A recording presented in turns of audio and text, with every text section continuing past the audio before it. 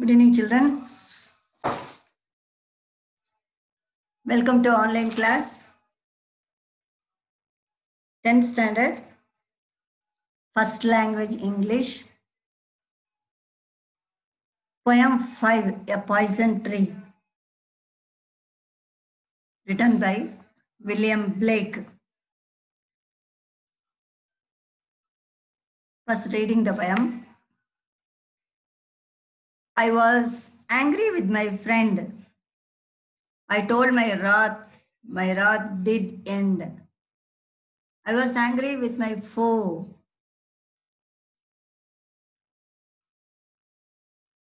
I told it not. My wrath did grow. And I watered it in fears, night and morning with my tears. And I sunned it with smiles and with soft, deceitful wiles. And it grew both day and night, till it bore an apple bright. And my foe beheld it shine, and he knew that it was mine. And into my garden stole, when the night had veiled the pole. In the morning glad I see my foe outstretched beneath the tree. So this is the poem, children.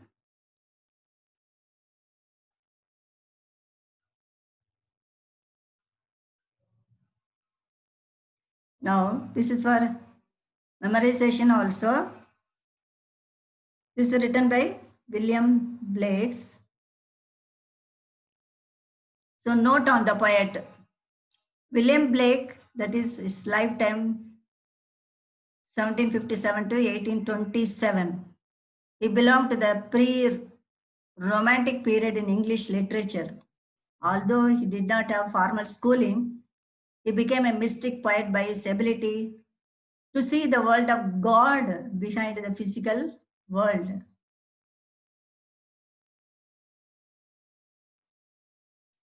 So this poem, A Poison Tree, it is a short and deceptively simple poem about repressing anger and the consequences of doing so. The speaker tells of how they failed to communicate their wrath to their foe, and how this continues to grow until it develops into poisonous hatred. This poison tree is written by William Blake and published in 1794. So this, I was angry with my friend. I told my wrath did end.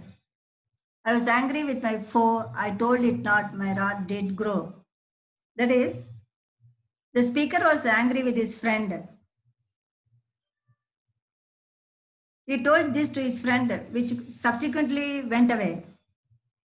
But a contrast to this, when he was angry with his enemy, he kept quiet, which increased still further.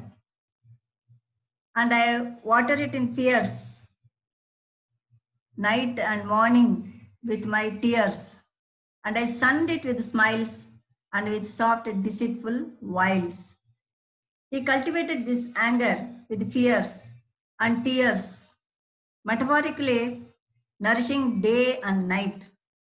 He used to nourish it with smiles like sunlight to cover his anger, cunningly to hide his anger by gentle deceptions, but that fed the anger further only. And it grew both day and night, till it bore an apple bright, and my foe beheld it shine, and he knew that it was mine. The anger grew constantly day and night until it became a tree, which bore a bright apple. And his enemy was attracted by its shining, which he knew that it belonged to the author. And into my garden stole, then when the night had veiled the pole. In the morning, glad I see my foe outstretched beneath the tree.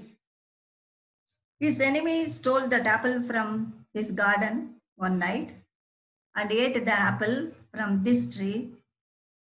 When the speaker finds his enemy in the next morning, his foe is lying dead under the tree, having eaten the poisoned fruit. So, this poem, what is the meaning?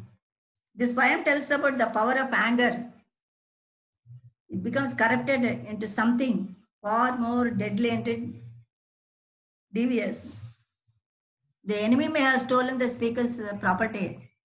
He never could have thought it was something deadly poisonous also, isn't it? So both the speaker and his foe are deluded. Here, the poisoned apple has infected both of them, and their mutual hatred has corrupted both of them. This poem is an extended metaphor. The wrath becomes a tree, a fruit, a poison apple, and things have been smooth because the anger was released when he told his friend that is, the air has been cleared and they can both move onwards and upwards. In contrast to this relationship with an enemy, it has gone badly wrong because the anger he felt was not communicated. So that's why children, when you get angry, it should be communicated. You should tell your feeling. The anger began to grow like a tree inside his heart and mind. This troubled him greatly, which made him cry of anguish, but appearing happy in the outside world. Inside, the things were turning toxic. He lost all trust in himself and started cunningly covering his anger by making up stories. After a certain length of time, the anger became a metaphorical poison apple, bright and shiny. His enemy is taken in by this shining, attractive apple. That is, both are affected by this toxic emotion. Tempted in the dead of night, when both are at extremes in the relationship, that is, poles apart, takes the forbidden fruit and dies. The conflict has not been resolved, but both suffered from the destructive effects of the suppressed anger. So, children, what is the lesson? Whenever, please don't get angry. If you get angry, then see that it should be subsidized, that is reduced. So, by keeping contact with the enemy or else, so children, I believe you understood. It's a very beautiful poem telling about the evils of anger. Thank you, dear.